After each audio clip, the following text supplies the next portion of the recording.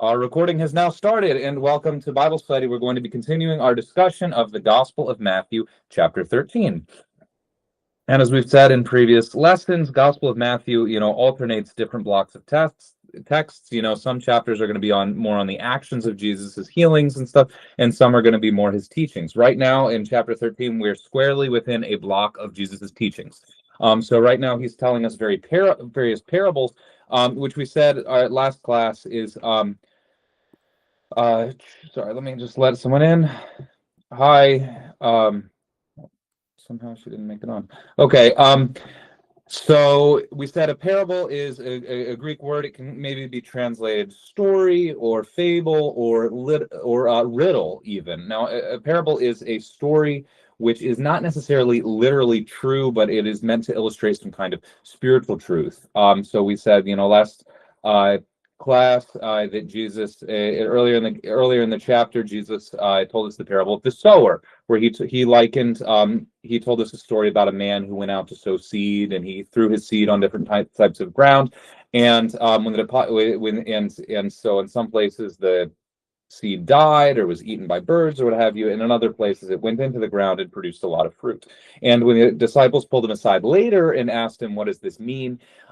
He said that these are the different types of people. Basically, when the seed is the word of God, the message of the gospel, and the different types of soil are the different types of people and their different receptivity to it, and the different amount of fruit they bear is the different amount of virtue, different amount of transformation that happens to them because of it. If you want to know more about that, well, you can go back and read the chapter, and you can listen to our Bible study from last week. But we said the reason that Jesus spoke in parables is because they're cryptic way of teaching, right? So only to the disciples did he speak plainly, and we said there are a couple of reasons for this. One of this is not everyone is on one level is that the fathers say Jesus is able to hit different people in different ways using the parable. So one person who is kind of spiritually dull hears it in one way. Someone who's advanced a little more gets a totally different meaning out of that. Someone who's really holy and humble and pious can see sort of into the depth of the parable. So a parable. Hi, Austin. Welcome to our Bible study. So parables, in a certain sense, they're a means of communicating that allowed Jesus to communicate differently to different audiences all at the same time. Dimitris, our resident Greek speaker, he breaks down the word parable for us. Paravoli, literally in Greek, throwing something side by side to another thing to compare. Oh, that's interesting. Yeah, because that makes a lot of sense, because Jesus begins these parables saying the kingdom of heaven is like, the kingdom of heaven is as. So it's a little comparison. That's very interesting. Thank you. But this method of teaching and communicating allows him to keep some things hidden, because not everyone is able to receive his message in the same way. And we said that to receive Jesus' message wrongly is to be damned, is to be self-condemned. So in one way, I think there's a certain sense in which he's shielding people, and another sense is when people are shielding themselves, right? Some people have made them, we saw in the previous passages that people have blinded themselves to the true meaning of what Jesus has to say. And we said this is part of a general pattern that's kind of laid out in the gospel. It's really, really interesting, and we're going to come back to, but the truth is not equally available to everyone. Christ does not communicate with all people equally. Some people he shows, great miracles in front of. Other people, even though they beg him for a miracle, like Herod, he doesn't do anything. He's totally and I think this is just true in the world, in the world around us. People have different levels of access to God. But of course, it's not just about God being selective, but it's about people's different spiritual states and different abilities to receive and believe the message. Okay, sorry, it's a long whole intro on parables before we've actually started reading. Any questions or thoughts about the subject of parables yet? Okay, verse 24. Another parable he put forth to them, saying, the kingdom of heaven is like a man who sowed good seed in his field. But while men slept, his enemy came and sowed tares among the wheat and went his way. But when the grain had sprouted and produced a crop, the tares also appeared. So the servants of the owner came and said to him, Sir, did you not sow good seed in your field? How then does it have tares? He said to them, An enemy has done this. The servants said to them, Do you want us to go and gather them up? But he said, no, lest while you gather up the tares, you also uproot the wheat with them. Let both grow together until the harvest, and at the time of harvest I will say to the reapers, first gather the tares and bind them into bundles to burn them, but gather the wheat into my barn. So there's a lot going on here, and there's another really remarkable parable of Jesus. First, let me just remind you of one thing. Jesus is speaking to, all of these are, as far as we know, or the vast majority of these are, Jews living in Galilee at this time, and we said it's a very agrarian society. Everyone there was either a farmer or adjacent to farmers, and probably did a little farming on the side. So these metaphors would have been very natural and very clear to them. Wheat, we know what wheat is. That's the grain you grow and you grind it up and turn it into bread. That's important. Tares are a weed that looks like wheat, especially while it's immature, and that's going to be important for understanding it. So that's kind of what the issue is here. That's why when the people ask the master, "Oh, do you want us to go pluck all the weeds? Do you want us to go pluck all the tares?" He says, "No, don't go pluck the tares." Why? Because you might get it wrong. You might end up pulling up good wheat when you pull the tares. So that's actually a detail I had not previously known, is that tares, while mature, look very much like wheat, and it's hard to distinguish. So the kingdom of heaven. Now, what it's interesting. I mean, what does Jesus mean when he says the kingdom of heaven? At first sound, the kingdom of heaven is a place, and it's a place you go when you die. So you're here on earth, but then when you die, your soul gets taken to a different place called the kingdom of heaven. That's not totally untrue, right? That's kind of part of the truth. But I mean, think about the way Jesus is talking right now. He's not really talking about a place, is he? He's, at least it doesn't he's talking about or for lack of a better term, I mean, he's talking about a sort of spiritual reality. He's taught the kingdom of heaven is like this um entire complicated scene with a master and wheat and tares and an enemy and so on and so forth. So the kingdom of heaven is, a place we're trying to get to when we die. It is this other dimension, spiritual dimension of reality, but it's also more than that. I mean, Jesus, even in the Gospel of Luke, he says the kingdom of God is within you. And so, especially when he talks about it in those terms, it's not just a place. But the kingdom of so we can understand the kingdom of heaven as a place. The kingdom of heaven is also a state of being, right? What is a kingdom? A kingdom is a place where the king rules. Kingdom is a place where the king's laws are enforced. Insofar as you are living underneath the rules of the king, who is God in this case, then you are to be in a certain sense embodying the kingdom of heaven. You're acting out. But the kingdom of heaven is also just the presence of God, and the presence of God can be within you. The presence of God can be manifest around you. The presence of God can be manifest through your actions. So the kingdom of heaven is a very broad term, and so I don't want you to. So when you read it, I just don't want you to limit it. I don't want you to shrink it down to the nice place we go when we die, which again is true, but just not the whole truth. Okay, a man sowed good seed in his field.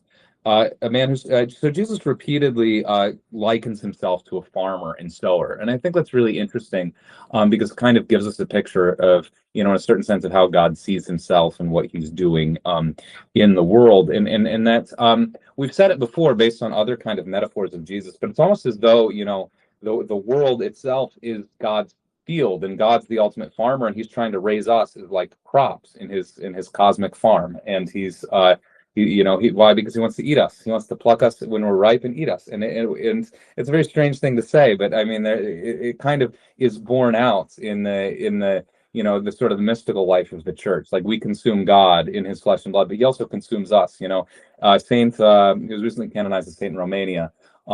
Is very, very charismatic individual. Oh gosh, I love his name. I love him. He's this Romanian elder. Help me. Elder Cleopa. And whenever he would, one of the blessings he would always say on people, he said, I forget what it is in Romanian, but he'd say, "May heaven consume you. May heaven consume you." Every time he would say, "May heaven consume you." In a sense, we consume God, but we're also consumed by God, and that's what heaven is going to be, God willing, is the state of constantly enjoying and being enjoyed by God, because we delight in God, but God also delights in us. Anywho, okay. But while men slept, his enemy came and sowed tares in the wheat and went his way. While men slept, that's interesting. Who are the men?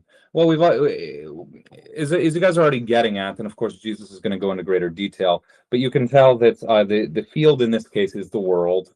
God is the one sowing the seed. The seed can be thought of as his message. It can also be thought of as his presence or his his grace, however you want to conceptualize it. But while men slept, then who are the men sleeping? The men sleeping, according to the fathers, at least one way you can read this, because you can have many interpretations of this passage. But the men are the leaders of the church, the shepherds of the people, who are supposed to be on guard against bad influences in their church. But the fact is, and this is something very much acknowledged by the Bible, is that church leaders can very much go wrong. It's the responsibility of the shepherds to watch out for the spiritual well-being of their flock, but they won't always do that. I won't always do that, not because I don't want to, but just because I fail, I'm weak, I'm human. So we have to, and it's a call for people like me who are in a position of authority. And by the way, all of you who are parents or something, you're all in a position of authority as well, that you have to not be sleeping either. I mean, you have to be on the lookout for influences. His enemy came and so tear. Who is the enemy? Well, the enemy obviously is the devil. The enemy is the devil. And the devil, it's really interesting, actually. I think it was St. Jerome who commented, well, why is the enemy sowing tares? Because the devil wants to be God.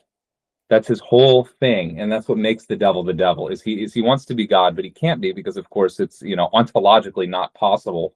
So he contents himself with being kind of like a pseudo god, a quasi god, a non god, but a would be god. And sowed tares in among the wheat and went away. So the enemy comes while men are asleep. The enemy comes when priests and bishops are not doing their job to guard from bad influences in the church. But the enemy also comes on a more personal level when we're spiritually asleep.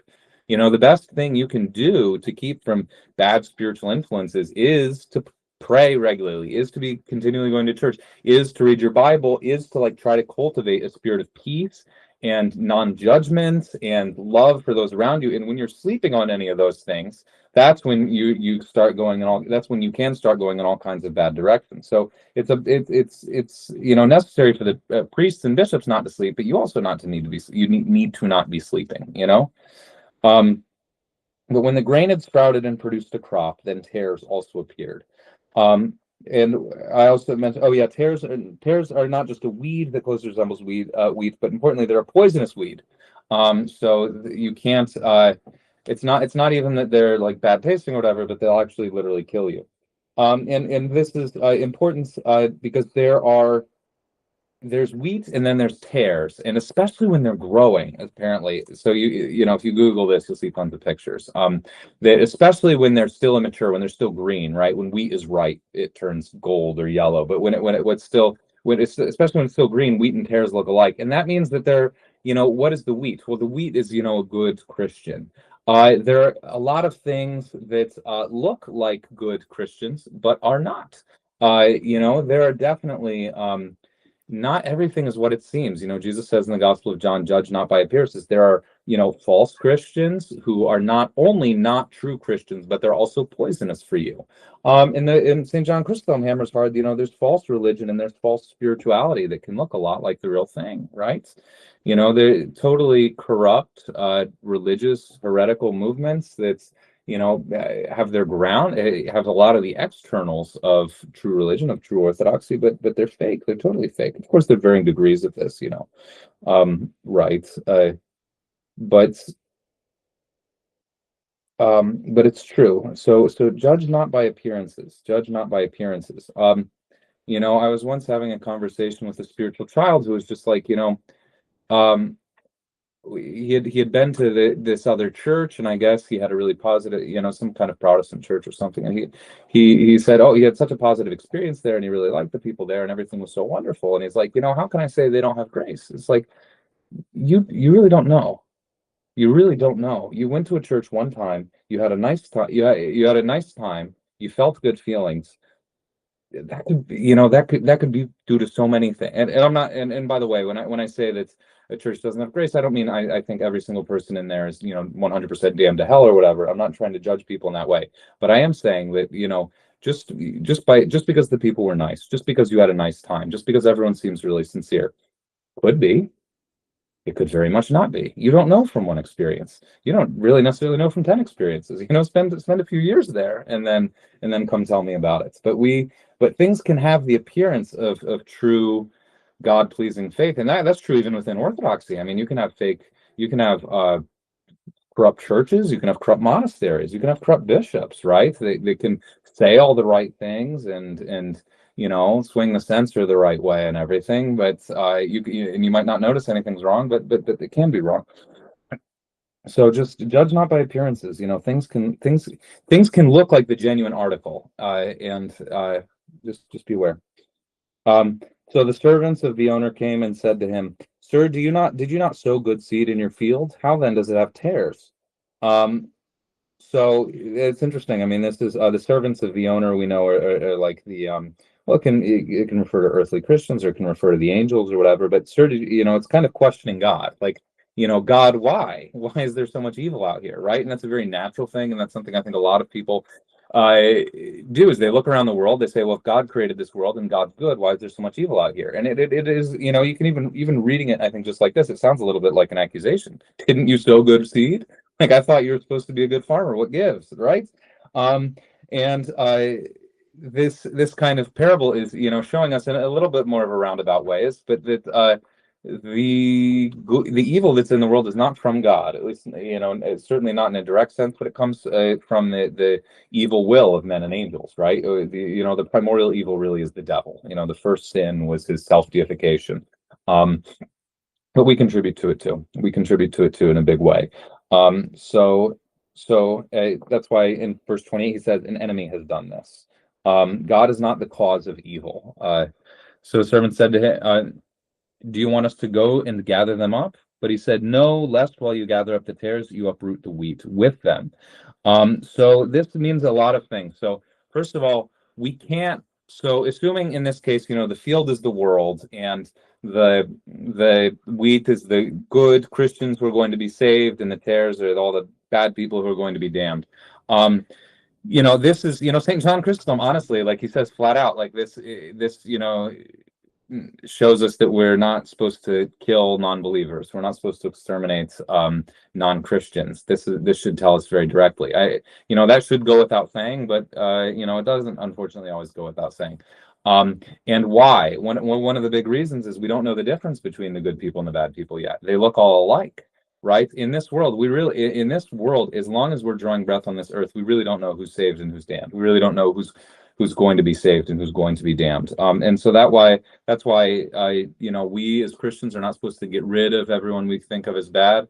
And it's why the angels don't destroy the world. I mean, God keeps the world going in order to allow the wheat and the tares to differentiate themselves. And that's an interesting thing that comes up again and again when you read like the saints and like the church fathers about the last judgment. They say when God sits on his glorious throne to judge the world, it's going to be obvious who belongs where. There's not going to be any confusion, and that's why it's an important thing to remember when you wonder to yourself. And of course, we don't know who's going to hell or who's going to heaven or not. But when people wonder or people question themselves, well, how could God send this person to hell, or how could God send that person to hell? It's like we don't know who's sending to hell, but when we get there, it's going to be obvious. It's going to be clear. We do not have the full story now. Or how, conversely, you could ask the question, well, how could God possibly save this person? How could they have any redeeming qualities? Well, you don't know. But when we get to the end of this world, then it's going to be clear.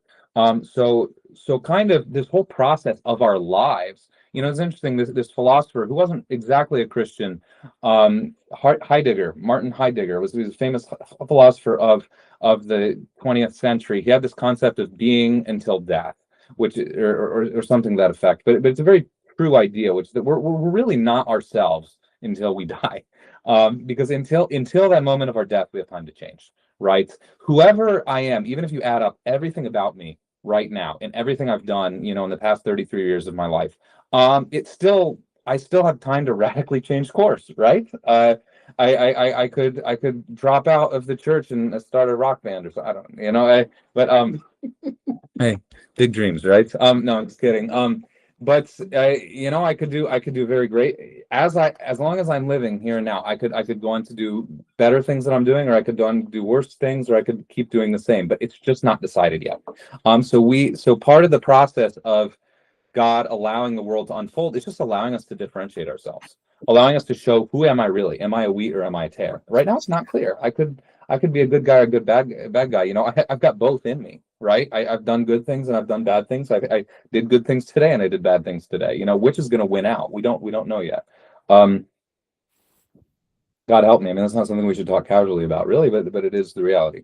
Um, but So and keep in mind that this is one place where the metaphor breaks down, right?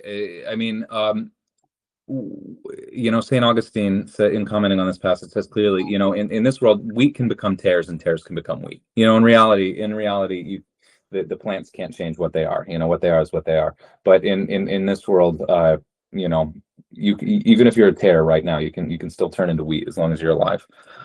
And also keep in mind, yes. Just a quick question. So how do we square, like, there seems to be this underlying presumption of toleration. I wouldn't say religious pluralism, but we would say like religious toleration, right? How do we square that with the history of the church, and that at these different ecumenical councils, different people are being anathematized for different particular heretical ideas or Right. heretical structures? Like, how do we square the fact that the church is actively separating wheat from tares from what Christ is talking about in this parable, which is allowing them to grow up? Because I would assume, from my reading of it, the harvest is the resurrection and the final judgment, right? So if Christ is telling us, okay, wait until the resurrection and the final judgment, so that God himself, the owner of the plantation, for lack of a better word, is the one who's going to sort the wheat from the tares. Like, is there, like, why does the church do what it does in history to separate the wheat from the tares? Does that question make sense? Yeah, that is a really interesting question. I think there's a couple ways we can think about it. Of course, I'm not sure any answer I give will be perfect, because but I would say on one hand, we have to differentiate between what's happening in the church and out of the church. I think the vast majority of the time the church condemns someone, it is of a false teacher from within the church. The church condemns Arius, the church condemns Origen. I don't think that I could be wrong, but I don't think the church has ever condemned Muhammad. Although we certainly don't believe in him or his message, but I don't think we do that. I don't think the church has ever condemned, Joseph Smith or something either. So in that case, it's about dealing. There's a difference between dealing with problems within the church, dealing with problem figures within the church, and dealing with people from and like kind of coexisting and tolerating people from outside the church. And also, I do think it kind of depends on the crime and the magnitude of the crime, right? St. John Chrysostom on the one hand says, we don't kill people just for not being non-Christians or for being sinners or whatever. But there are situations in history where you do, when someone, you do have to remove them from society, or even, execute them, at least historically, because of the crimes they commit. So there is kind of a tension there, I think, as well. I mean, there are certain sins you tolerate more than others, right? You tolerate gossip a lot more than adultery. But it's interesting. I don't have a clear answer. I don't have a clear answer. Yes, Emily. I don't know if this isn't necessarily an answer or whatever more to add, but the church has been given to us to guide us along the right path. And so it's been given the authority to dictate this is good and this is bad. So it kind of has to say, to some extent, on some things, no, we can't be doing that. Yeah. I mean, you're right. The church, if it truly never ever condemned anything, right, it would just have no moral authority at all. It would just be like the UN or something. Yeah. My thought was me rereading the Torah recently, and I was thinking just how many things are written in the law where, okay, well, he did that, so I'll take him outside the camp and kill him. Take him, all that. But there's also this one passage: when you go into another city, don't disrespect their God. Interesting. Yeah. That's so. Yeah, it's very interesting, because we can, from a sort of 21st century Westerners reading, like if you read the first 5 books of the Bible, they use the death penalty, or they employ the death penalty a lot. with great relish. And you have to you have to remember there were a few things. This was about specifically the death penalty was in these cases employed in the situation of when the people of God, was like a an armed camp, basically, that was very, very its survival was a lot more tenuous. And so you really had to be very strict and severe, I think, with any breaches of order, or else, the whole, survival of that little civilization was on the line. But at the same time, yeah, there is surprising toleration and leniency, even within all of that. Sorry, some people said something in the chat. Let me pull it up. Clifton Shorter, self-preservation. Yeah, I mean, okay, yeah, if we don't condemn Muhammad or whatever out of self-preservation, maybe. I mean, but I think the situation is more complicated than that. Interesting, we do anathematize some, it seems, outside of the church. To the Masons, the occultists, the spiritualists, the sorcerers, and all who do not believe in the one God but honor the demons. Oh, that's interesting. That's that of course it's coming from real core. That's so interesting. Yeah, I thought you might think that was interesting. I linked the whole there too. Yeah. No, I actually do think it's not surprising to me that this is coming out of the Russian church, not just because they have a reputation of being more strict, but in Russian society, this stuff was, and I'm thinking like 1800s Russia, this was a lot more, salient of a thing. I mean, there were, I think, Masons in Greece, but in Russia, they were definitely like spiritualists and occultists. I mean, well, what about, forgive me, what about, like, for instance, the Council of Jerusalem in 1672, the Confession of Saint Justitius, right, where there's like a clear condemnation of certain Protestant teachings as sort of a response to the Reformation. Would we consider that, even though it's not like given the standard of an ecumenical council, it is universally received and therefore binding? So, like, would we look at some of the condemnations against certain Protestant errors as sort of flowing from this idea of like putting up guardrails? Yeah, and I think it's necessary, right? I think like Protestant ideas are more necessary to condemn than Muslim ideas within an Orthodox context, because Protestant ideas will be more attractive to a Christian than like certain readings of the Quran or whatever. Like not just that, but I think at that time some of those doctrines were trying to infiltrate Orthodoxy. Yeah, exactly. I think absolutely that's probably true. And especially in the Middle East, actually, there was a lot of probably not in the 1600s, but later on during the colonial period, there was a lot of Protestant missionary work among Orthodox in the Ottoman Empire, because the Turks would allow American and British missionaries to come in, but you said you can't evangelize Muslims, so you have to evangelize only like the Greeks and the Arabs and stuff. So they were already Christians. So yeah, that's a thing that happened. Okay. And it's interesting. The whole idea. Just one more thing I wanted to comment on about the fact of the tares coexisting with wheat.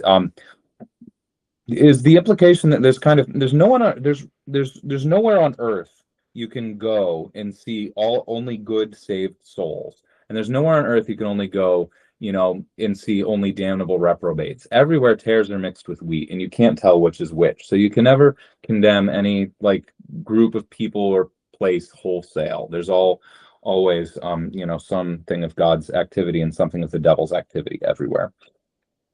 Okay. So let both grow together until the harvest, and at the time of harvest I will say to the reapers, first gather the tares and bind them in bundles to burn them, but gather the wheat into my barn. So first, let both grow together until the harvest. So still, before Judgment Day, we've already said we have time. We're able to determine what we are. Okay, until the harvest comes, there's flexibility. But God help us after the harvest.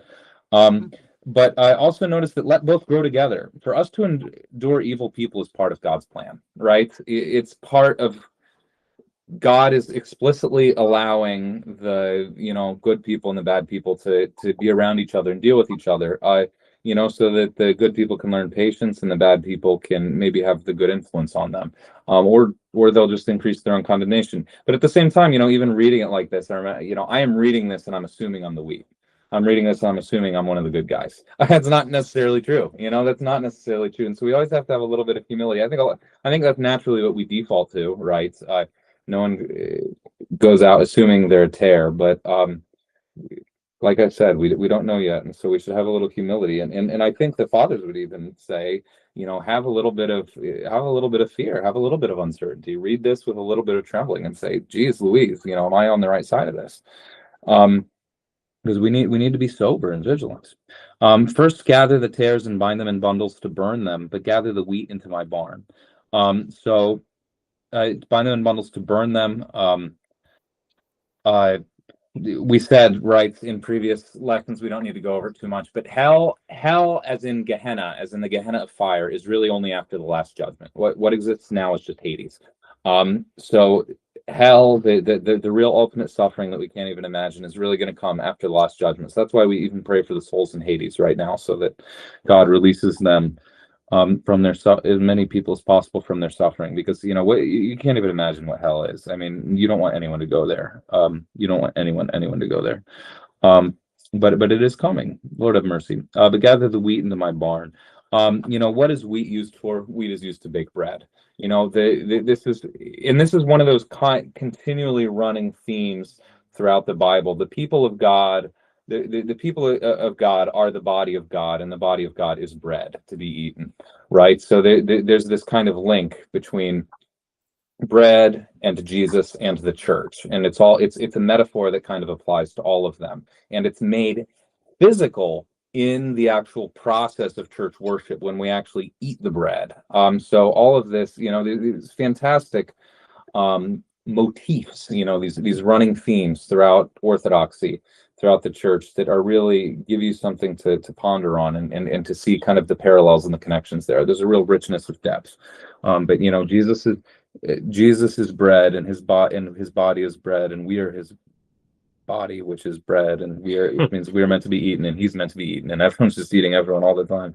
I'm being silly, but okay, so this was a metaphor we just read, and Jesus will explain more clearly that it's a metaphor about the world, about God's about God's action in the world, God's purposes for the world, and how he's going to run the world. Now, of course, we said that there's an infinite depth in Scripture, and things can be and one passage can be read in multiple ways without that violating at all the truth of one of the readings, right? Just because there are more ways.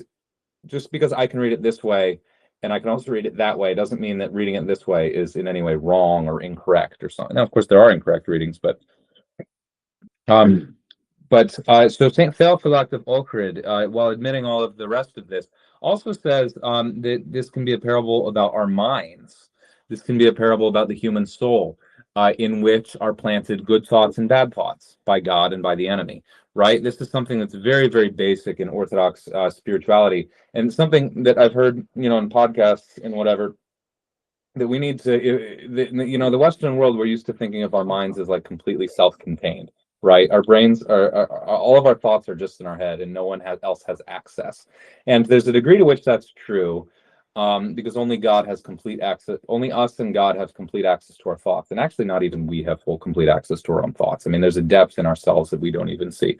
But on the other level, God and angels and demons all interact with our thoughts, right? Where do our thoughts come from? Well, they come from ourselves, our flesh, but they also come from God, or they come from the devil. And so when it talks about planting wheat in the field, that's God planting good thoughts in our minds. That's what the fathers will say, and it's unusual to think in this way for us. But they'll say that every good thought, if it was a genuinely good thought, was implanted in you by the Holy Spirit. Now, that doesn't mean there wasn't some physiological mechanism involved, right? Or some neurons firing, involved with that, or it doesn't mean it was a totally magic process, but it does mean that every good thing that comes to our mind comes from God, or through his angels, or so on. And every evil thoughts can come from three places, right? The world, the flesh, and the devil. So evil thoughts can come from other people who give us bad ideas, just sometimes by telling us things, other times just by the example they show. They can come from the world, which just means society, which is always to a greater or lesser degree corrupt. No matter what place and time we're living, the mainstream of society is pretty much always corrupt in some way, shape, or form, and it's inciting us to corruption. you could go on some interesting tangents. But anyway, um, if you've ever heard about like the rat utopias, like just Google that. It's a crazy set of experiments, but it even seems like, rats in large numbers when they're provide also corrupt themselves. But anyway, it's totally different, weird tangent. But anyway, so the world, the flesh, and the devil. So some thoughts are from the world, some thought, from other people. So some just from our flesh, right? A lot of our desires. You don't. I heard someone before say like, oh, I've been so tired. I've slept through liturgy the last few Sundays. I'm just getting so many spiritual attacks from the devil, and it's like, it's not a spiritual attack. You're just lazy. Like I mean, it could be, but we're also getting, the devil. It doesn't necessarily have anything to do with it. We ourselves, our flesh can incite us to any kind of physical desires, whether it's for sleep, whether it's for food, whether it's sexual or what have you. It's not necessarily, maybe in a roundabout way, the devil, but the devil also can cause thoughts more directly, right? The demons can also thought, that's in a sense, I think, where a lot of intrusive thoughts come from, be they of about our faith, or if they're even just about harming some. I know a lot of mothers have intrusive thoughts about like harming their children or something that really messes them up. So these are from the devil, at least in some roundabout way. And so everything is so that's what this is. This is about. In our mind is wheat and there's tares, but God allows us to persist in this situation so that we can make as many of the thoughts as possible into wheat, and He doesn't just destroy us because we have tares in our mind, even though He could, because God's presence is abhorrent to sin. But He allows us. He allows our individual souls, our individual minds to keep going so that we can produce good fruit for Him, to produce good wheat for Him. And really, when you get down to it, like especially if you read Orthodox spiritual texts, it ends up becoming all about thoughts. Everything's really about thoughts. Like if you read the fathers, the great saints, they're all going to say it's all about just cultivating good thoughts, cultivating humble thoughts, and avoiding bad thoughts. That's the core of spirituality. It sounds like a little oh, that's it. Like I want to be like levitating and glowing light. I want to be seeing visions and hearing special revelations or whatever. Yeah, I'm not, there's a time and a place for that. But really the core of spirituality is just cultivating good thoughts and getting rid of bad thoughts, which, as is, when you've ever tried to practice it, is excruciatingly hard. It's the most difficult thing you'll ever do, but that's what makes us holy, and that's what invites the presence of God into our lives. Yes. Well, isn't the first step into sinning the thoughts? Mm-hmm. The first step of sin is the assault, is when the thought appears in your mind, wherever it came from. Hey, that girl sure is sexy, or whatever, or hey, that, that's how this sin begins. You don't end up in sin any other way than without that first thing, and then you can say, yes, she is, or you can say, no, forget it. I don't want to think about her. Or that bacon cheeseburger sure looks delicious. That's the other one that starts you down that path. And you can accept that and say, yeah, it really is, and then you start thinking about it, and that's I forget what the fathers call that, but it starts with assault. The first appearance of the thought in your mind is assault, and you can accept it or reject it. That's the first step of sin. Is the word logisme? Is that what that is? Logisme just means thoughts. Just Yeah. means thoughts. Okay. Yeah. And it's interesting because sometimes when you're translating the spiritual text, it'll translate logisme as intrusive thoughts. Mm-hmm.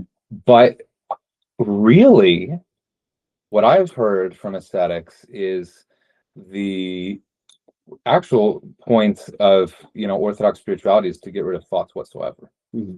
And you're just in a state of pure presence, right? Pure, and that's what the life of heaven is going to be like. It's not to say there's going to be no cognition or whatever, but it's just going to be pure immediate presence. It won't be mediated by the imagination. We're not going to have it's an interesting thing when you get into spiritual literature, but we're not going to have an imaginative faculty in heaven.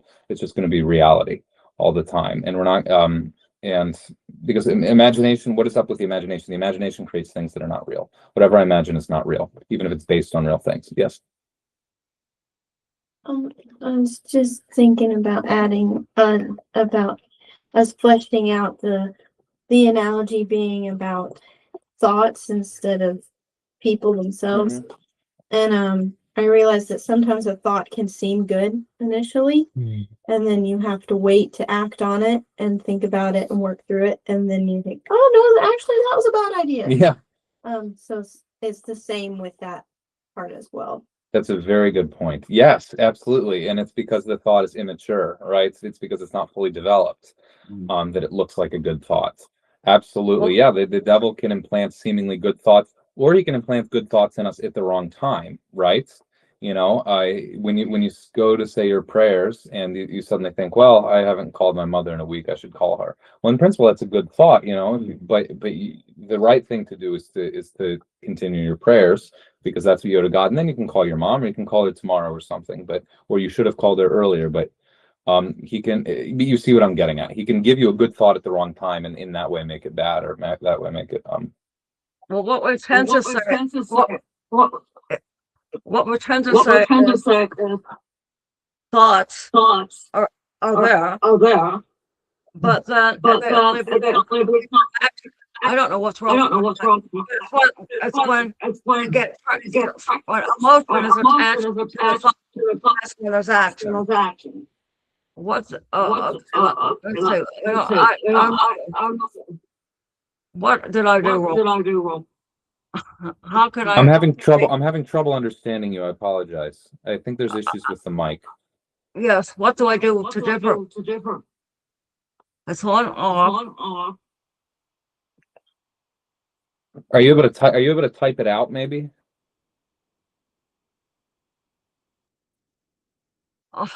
I'm not a tech person, as you know. But I don't know what. I don't know what to do. So I can't make my. I apologize, because it sounds like just when it sounds like you're getting into saying something good, we lose it, and then I can't hear you. No, they're very good. We're saying science that thoughts is a thought, but when it's possibly action, emotion attached to the thought. That's when people. Did you hear that? No, that is a great insight, actually. Yeah, when a thought moves, a thought is just a thought, but a thought, when it gets attached to emotion, becomes an action. If I understood correctly. Yeah. And that's one of the things that characterizes our state of being in this world, is that our thoughts are constantly attached to emotions, and the really spiritually advanced can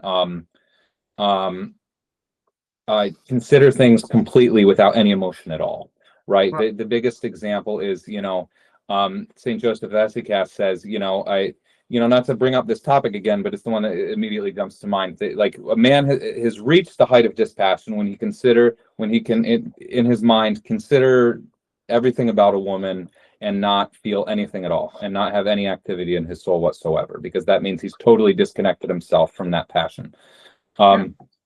And that it would be likewise with food, or likewise with anything that we under ordinary circumstances desire. But when we reach a state called dispassion, when we're spiritually advanced, then we can approach everything with sort of equanimity. And that's actually another piece of advice that spiritual people give, which is that when Jesus tells us not to judge, we're actually not supposed to judge people positively or negatively.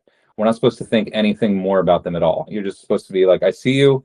I look at you, I see who you are, I see your characteristics, but I don't think anything further than that. I don't make any assumptions about you, or your past, or your character, or either positive or negative. I just see you, and I'm present to you. Yes. Is that only possible through monasticism, or could it be achieved through marriage as well? It can be achieved through marriage. I got a great book recently, and it's, for some reason, I think that they stopped printing it, but they shouldn't stop printing it. So it's kind of hard, but go scramble for this book called Ascetics in the World, Volume 1. And it's a collection of just the lives of spiritual people from Greece and Turkey in the last 2 centuries, none of whom are canonized saints, but who reached very high levels of spirituality, and none of whom were monastics.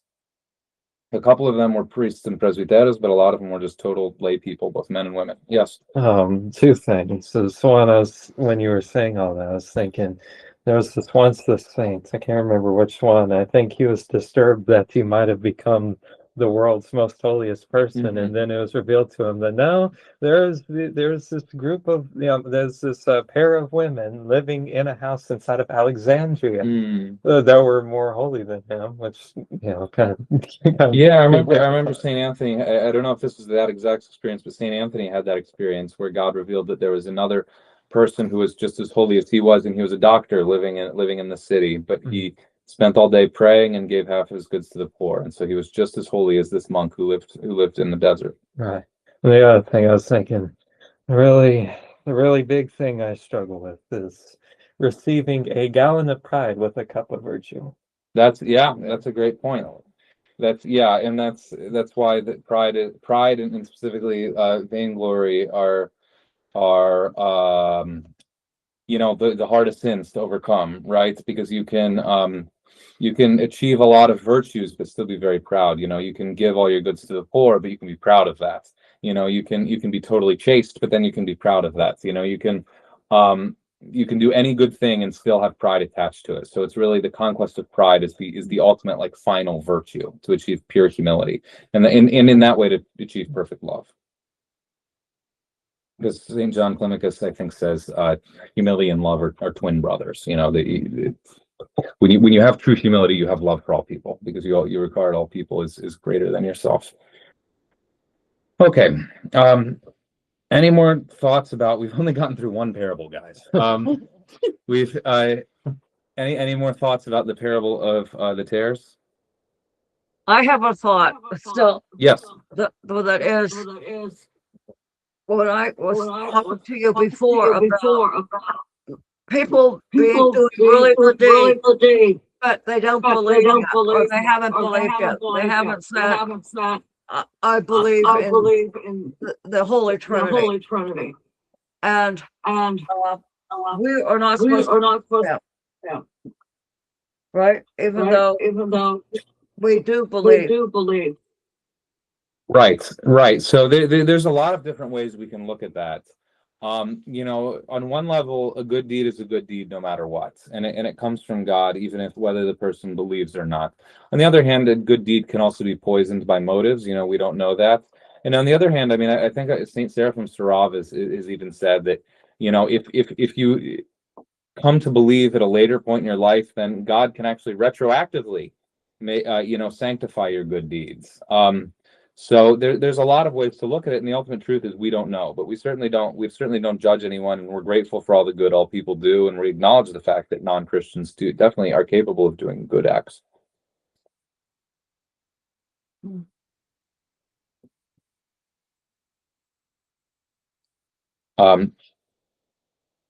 Okay, verse 31. But this is actually an interesting thing we can talk about. Yeah, Christians can do good and non-Christians can do good. So really, what's the difference?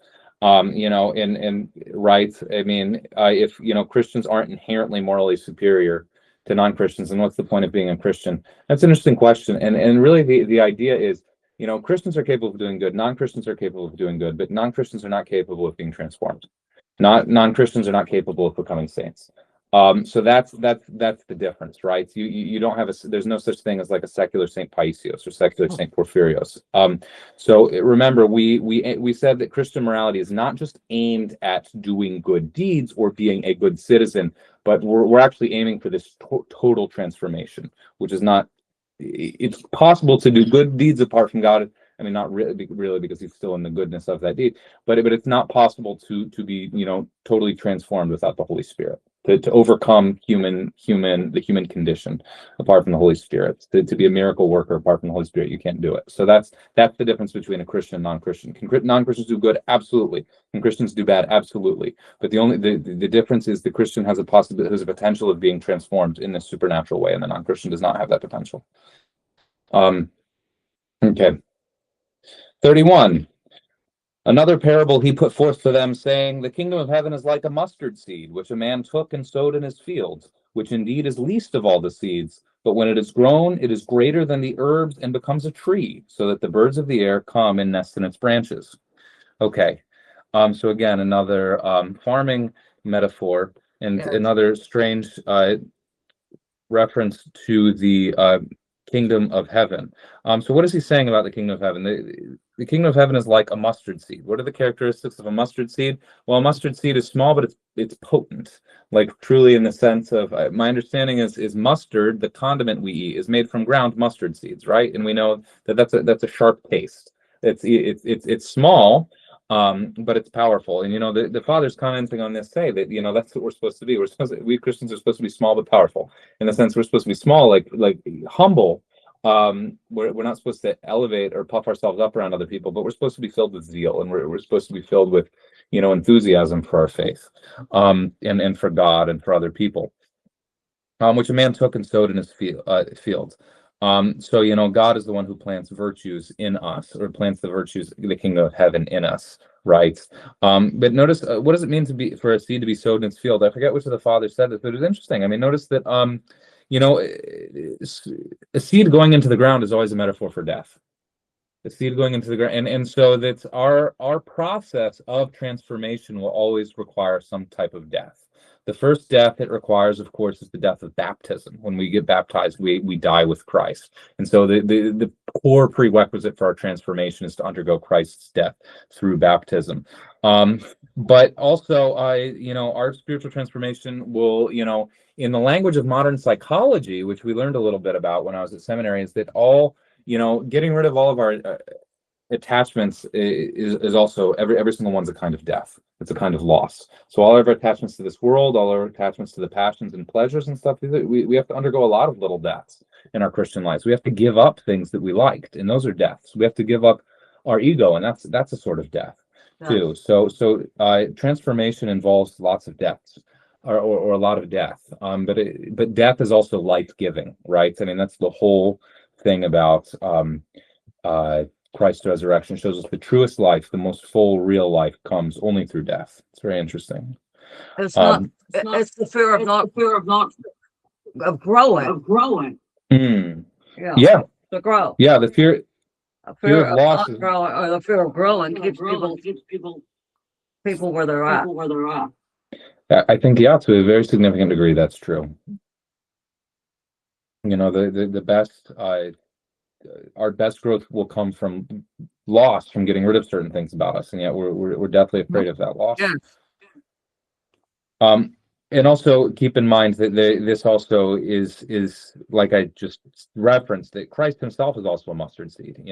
Christ was small. I mean, we say he's God himself, and he lived in a very small piece of the world for a short period of time. 33 years is not that long, and his ministry was only 3 years. And he didn't become hugely famous, not even across the Roman Empire, let alone reaching China or the Americas or something like that. Not during his lifetime, I mean. So he was small in that sense. He didn't seem to be a huge world figure. He didn't seem to be a very consequential person. In fact, he seemed to have died like a condemned criminal.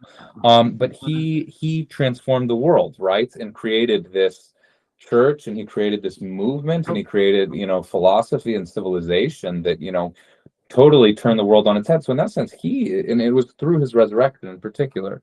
So he through being sown as a seed in the tomb, he rose and transformed the world. And it's another sense we can say that the apostles and their teaching are that the gospel. It seems like just a religion among other religions, but actually it's at the very least the most consequential religion ever to have existed, right? Is the preaching of the apostles, which indeed is least of all the seeds. So what does this mean? The mustard seed is the least of all the seeds. Well, it says the presence of God at first and in most of us is imperceptible. We get baptized, and we might not. Baptism, if you've been baptized, was the most consequential thing to ever happen to you, or at least one of the top 3 most consequential things ever to happen to you. And you God willing, you felt something if you were baptized in adults, and you but maybe you didn't. Maybe you were you felt exactly the same person as you were the day before you were baptized. And that's consistent with this, which is that even though God entered into you as a mustard seed. God's action of you began imperceptibly.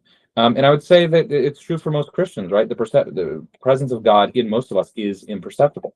We don't necessarily seem remarkably different than any other people. Um, but when it is grown, it is greater than the herbs and becomes a tree. So the average Orthodox Christian in the world is not remarkably different from any other Christian in the world, and probably not remarkably different from the average non-religious person in the world, right? At least, demographically comparable. So what's the difference? Well, when it is grown, when the Orthodox Christian allows the seed to grow fully within himself, then the kingdom is fully manifest in him, and then he's radically different from any other person on earth. Then Saint Paisios is radically different from every human being that ever lived. Saint Porphyrios is radically different because the kingdom of heaven was manifest in them. So that's what we're aiming towards, is that we want to allow this the presence in us at first is imperceptible, but the more we water it, the more we feed the presence of God in us, the more we allow it to manifest itself, the more we will see it manifest itself, and the more others will see it. And that's what it becomes a tree so that the birds of the air come and nest in its branches. So by saving oneself, by getting right with God yourself, you become a source of refuge and help for other people, right? That's one way we can read the birds that nest in the branches. If you allow God's presence to manifest in you, you become a source of shade for people. You become a source of a shelter for people. You can help other people. And conversely, if you don't allow yourself to be transformed, what good are you? That's one really interesting thing that I keep coming back to it. That Saint Joseph the Hesychast, he revived Mount Athos. We know Mount Athos is like the great spiritual place of Orthodoxy, but in the 1960s it was like virtually dead. And one of the things he talked about, there are only a handful of elderly monks. Now it's been revived. The monasteries are thriving. It's become a center of pilgrimage again. But when he got there, one of the things he said was he went around to the various monasteries. No, not in the 60s. He got there in like the 30s and revived it by the 60s. But anyway, because he died in 64. But when he got there, he said one of the things he said about all the few elderly monks there, he said everyone wants to teach the others. Everyone wants to be too many chiefs, not enough Indians. Everyone wants to be the teacher, and no one wants to be a disciple. And that's kind of what we are. We very often, we're full of advice or thoughts on how other people should live their lives. But the question is, are we good examples ourselves? Right? We should learn to become disciples of Christ, and then we should have that mustard seed in us grow to fruition before we start bossing other people around. And this applies to me 10 times more as a priest who's unworthy very much, but it's the truth. We need to cultivate ourselves before we can start telling other people how to run their lives. The birds that nest in the branches can also be seen as angels that kind of rest around a holy soul. I mean, a great example, all these saints, they had miracles that happened through them, but it also just seemed like the laws of reality work differently around them, right? I've heard so many stories about Elder Ephraim, who lived in the modern day, that things were just different.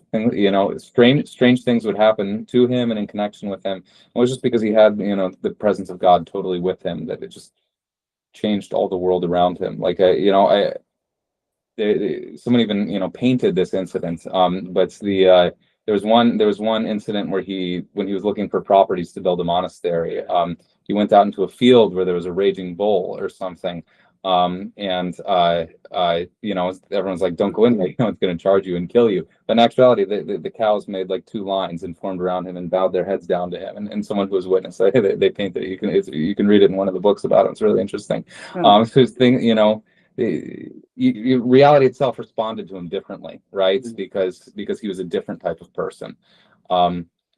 Yeah, I mean, can we talk about that as a restoration of the original covenant that God makes with Adam and Eve in the Garden of Eden, right? Is that we're reintegrating with nature as it was intended in the beginning, but now in a perfected form. So like when I read, for instance, sorry, a slightly different translation. Yeah. It is the smallest of all seeds, but when it has grown, it is larger than all the garden plants.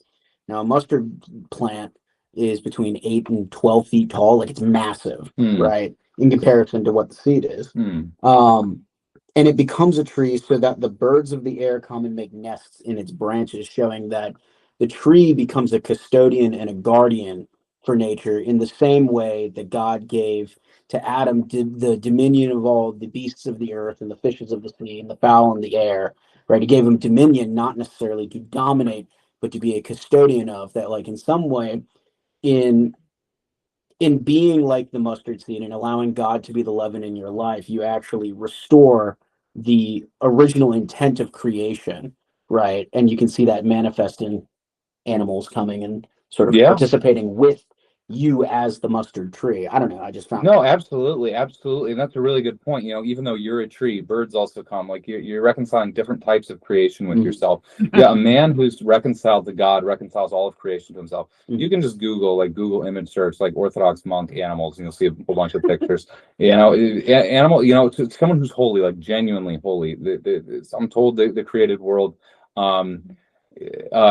reacts differently. My friend went on Mount Athos. He met a monk who apparently just could order this squirrel around. He said go and start going. He said stop, and it would freeze in place. And, okay, maybe he just trained it. Maybe he was just trained. I don't know, but he was telling. I thought it was really interesting. But you hear stories about that with Saint Paisios. He had a frog that would do prostrations with him or something like that, or all different kinds of the forest animals would come eat out of his hands because these people were just creation instinctively responded to the presence of God with them. It's very interesting. Very interesting. So yeah, the birds the birds nesting in our branches might be more literal, than we bargained for. But it's interesting. St. Jerome also had like an interesting interpretation of this, which is that the branches are, the mustard seed's actually the gospel. It's a small message, but all of this whole doctrine and theology grew out of it. Our Orthodox faith gives us a whole world view, a whole lens of understanding all of reality, and it's from this small little book called the New Testament. It's very interesting. Very interesting. Okay. So that's the parable of the mustard seed. We'll just read one more verse, the parable of the leaven, and then we'll call it a day. But another parable he spoke to them: the kingdom of heaven is like leaven, which a woman took and hid in 3 measures of meal till all was leavened. So another thing, here's another example of what's leaven. Leaven is just yeast, right? We know what yeast is. It's little bacteria or fungus or what have you that you put in bread that makes it bubble up and makes bread soft and fluffy. And this is another example of the gospel or God's presence in action in us is small, subtle, imperceptible. Yeast is something small. It's something a lot smaller than the flour than the amount of flour that it's put into. Just like a mustard seed is a lot smaller than the tree it eventually goes into. So the presence of God is something small, something subtle, something you wouldn't necessarily notice at first glance, but it can have powerful effects if we allow it to. Yes. I think it could be specifically used as a type of martyrs because the yeast dies when you make the bread. Well, what do the martyrs do? They're murdered and whatnot. But like they said, the blood of the martyrs. Tertullian, who's not a saint, but is kind of considered a father of the church, is an interesting character. He said the blood of the martyrs is the seed of the church, right? Because so many Christians were getting killed, and yet somehow Christianity was spreading more rapidly because of that. It became, something very attractive because of the way people faced death, so stoically and so with such equanimity, because their hope and confidence in the kingdom of heaven was so strong. But just read this in connection with the parable of the mustard seed. These are both parables that talk about the kingdom of heaven being something small, subtle, but having a powerful effect if allowed to. It also shows that the kingdom of heaven is about transformation, right? It's about the seed transforming into a tree. It's about the leaven transforming into a large amount of dough. So that's how we should be thinking about this. Who is the woman, and why did God say a woman in particular? Why did he specify? It's really interesting. I think there are 2 possibilities. One is that this is related to the mysterious figure of wisdom, right, in the book of Proverbs. So wisdom is personified. Wisdom as kind of a concept is personified in the book of Proverbs, chapter 8. And she's always portrayed as female. So Proverbs chapter 8, I won't read the whole thing, but I'll skip to a few things. You shall proclaim wisdom, that discernment may obey you, for she is on the lofty summit and stands in the midst of paths, for she sits beside the gates of princes and sings at the entrances. You, O men, I exhort, and I utter my voice to the sons of men. Understand astuteness, O simple ones, and put in your heart, O uninstructed ones. Obey me, for I speak sacred things, and from my lips I will bring forth things that are true. For my mouth shall speak the truth, but false lips are an abomination before me. So this is wisdom calling out, speaking to people. But it's very interesting. I'm going to skip ahead several verses to